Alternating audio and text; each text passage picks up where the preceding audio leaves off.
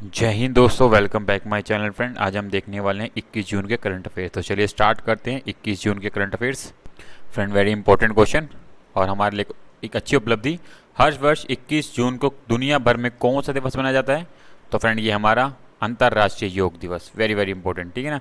हमने 14 जून को यूएन के अंदर इसके प्रस्ताव को रखा था और फाइनली फिर इसको सर्वसम्मति से सबने इसको माना और फिर इसी को 21 जून को हम पूरे वर्ल्ड में योग दिवस के रूप में जाने लग गए थे। तो 21 जून को हम योग दिवस के रूप में जानते हैं, जिसको हमने 27 सितंबर 2014 को यूएन महासभा से दुनिया भर के लिए योग दिवस का आह्वान किया गया था। तो वेरी वेरी इंपॉर्टेंट, आपको पता होना चाहिए। इस वर्ष के विषय याद रखना, योग फॉर वेल बींग, ठीक है ना। तो जितना हम योग करेंगे, अपने स्वास्थ्य को सही रखेंगे, हमारा स्वास्थ्य इतना अच्छा रहेगा, ठीक है। तो इंपॉर्टेंट है, याद रखना इसको। फ्रेंड, इंपॉर्टेंट क्वेश्चन है। फिनलैंड में आयोजित कुर्तैने गेम्स 2022 में भाला फेंक प्रतियोगिता में नीरज चोपड़ा ने कौन सा पदक जीता? तो वेरी वेरी इंपॉर्टेंट फ्रेंड, इन्होंने फिर से वही कीर्तिमान रचते हुए इसमें स्वर्ण पदक अपने नाम किया। वेरी वेरी इंपॉर्टेंट, ठीक है ना। तो इन्होंने इस बार भी स्वर्ण पदक जीता है। तकरीबन नीरज चोपड़ा ने 86.69 मीटर भाला फेंक स्वर्ण पदक में ये हासिल पदक किया है। तो वेरी वेरी इंपॉर्टेंट फ्रेंड, इन्होंने फिर से गोल्ड मेडल ही इस बार ही भाला फेंक में निकाला है, ठीक है। तो पता होना चाहिए आपको, ठीक है। चलते हैं आगे। फ्रेंड, क्वेश्चन नंबर 3 है, राजस्थान उच्च न्यायालय के मुख्य न्यायाधीश के रूप में किसे नियुक्त किया गया फ्रेंड? तो फ्रेंड, ये किसे नियुक्त किया गया है? तो राइट आंसर होगा फ्रेंड एस शिंदे, ठीक है। तो एस शिंदे जी को राजस्थान उच्च न्यायालय का मुख्य न्यायाधीश नियुक्त किया गया है, ठीक है। ऑप्शन डी इसका राइट आंसर होगा, एस शिंदे, ठीक है। तो केंद्र सरकार ने 6 न्यायाधीशों में नए न्यायाधीशों की नियुक्ति को मंजूरी दी थी, जिसमें एस शिंदे को राजस्थान का मुख्य न्यायाधीश नियुक्त किया। वहीं विपिन संघी को उत्तराखंड का उच्च न्यायालय के मुख्य न्यायाधीश के रूप में नियुक्ति मिली है। बाकी उच्च न्यायालय के 5 न्यायाधीशों को मुख्य न्यायाधीश सीजीआई के रूप में पदोन्नत किया गया है, ठीक है ना। अदर जो उनको बाकी इन 2 की मेन नियुक्ति की गई, जबकि तेलंगाना जो उच्च न्यायालय के मुख्य न्यायाधीश हैं SC शर्मा को समान पद पर दिल्ली उच्च न्यायालय में स्थानांतरित किया गया है, ठीक है ना। तो इंपॉर्टेंट है, पता होना चाहिए आपको ये।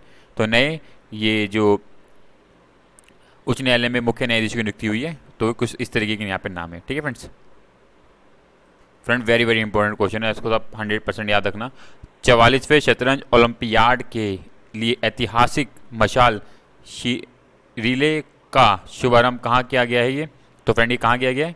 नई दिल्ली में, ठीक है ना फ्रेंड। वेरी वेरी इंपॉर्टेंट, इसको आपको याद रखना है। 44वां शतरंज ओलंपियाड के लिए किया गया है, जिसे पहली बार अंतर्राष्ट्रीय शतरंज महासंघ FIDE ने शतरंज ओलंपियाड मशाल की स्थापना की। भारत शतरंज ओलंपियाड मशाल रिले रखने वाला पहला देश बना है, ठीक है ना। पहला देश बना इस चीज़ के लिए, तो ये वेरी वेरी इंपॉर्टेंट हो जाता है हमारे लिए, ठीक है। तो ये आपको पता होना इसके बारे में पूरा, ठीक है। और 44वें शतरंज ओलंपियाड का आयोजन 28 जुलाई से 10 अगस्त तक 2022 तक चेन्नई में होगा, ठीक है। चेन्नई में ये पूरा का पूरा होगा। तो वहाँ पे ग्रैंड मास्टर विश्वनाथ नंद भी मौजूद थे जब प्रधानमंत्री ने शिलान्यास इस मशाल को पकड़ा था। तो आपको पता होना चाहिए पूरी ये, ठीक है। तो ये इंपॉर्टेंट है, 44वां ये, ठीक है। Very very important friends. चलते हैं आगे। फ्रेंड, इंपॉर्टेंट ये भी, भारत और किस देश ने पहली सरकार शारीरिक संयुक्त सलाहकार आयोग की बैठक का आयोजन किया है?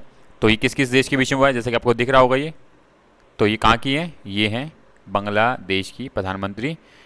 भारत और बांग्लादेश के प्रधानमंत्री अभी संयुक्त बैठक में सलाहकार आयोग की 7वीं दौर की बैठक में नई दिल्ली में आयोजित हुई, जिसमें विदेश मंत्री हमारे एस जयशंकर और बांग्लादेश के विदेश मंत्री डॉक्टर AK अब्दुल्ला मोमेन ने बैठक की से अध्यक्षता की इसमें, ठीक है।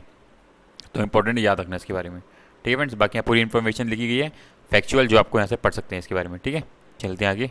फ्रेंड, ये जोग्राफिकल लोकेशन है बांग्लादेश की, जहाँ से ट्रॉपिक ऑफ कैंसर निकलती है, ठीक है। हमारे ये सबसे बड़ी जो हमारी बाउंड्री सीमा जो है इंटरनेशनल, वो हम बांग्लादेश के साथ ही साझा करते हैं, ठीक है। वेरी वेरी इंपॉर्टेंट ये बाउंड्री है जो आपको पता होना चाहिए, ठीक है। बाकी गंगा और ब्रह्मपुत्र मिलने से यहाँ पे पद्मा बनती है, आपको पता होना चाहिए। विश्व का सबसे बड़ा डेल्टा यहाँ पे बनता है ये, ठीक है। तो ये आपको पूरी कुछ बेसिक इन्फॉर्मेशन जो फैक्चुअल क्वेश्चन काफ़ी एग्जाम में पूछ लेते हैं, वो आपको पता होना चाहिए इसके बारे में, ठीक है फ्रेंड्स। चलते हैं आगे। फ्रेंड, इंपॉर्टेंट किताब है, आपको पता होना चाहिए। किसने राम बहादुर रॉय की पुस्तक भारतीय संविधान अनकही कहानी का विमोचन किया है? तो किसके द्वारा विमोचन किया गया है ये? तो हमारे प्रधानमंत्री द्वारा, नरेंद्र मोदी द्वारा ये विमोचन किया गया है।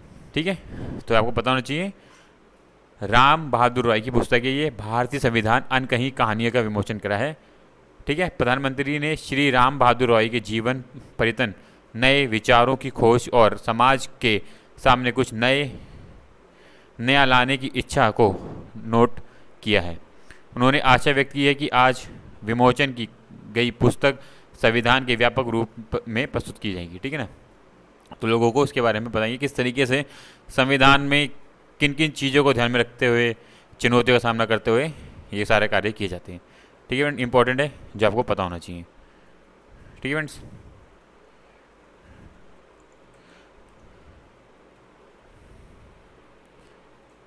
फ्रेंड क्वेश्चन नंबर 7 है, किस संस्थान ने पेमेंट वर्जन 2025 शीर्षक नामक रिपोर्ट जारी की है?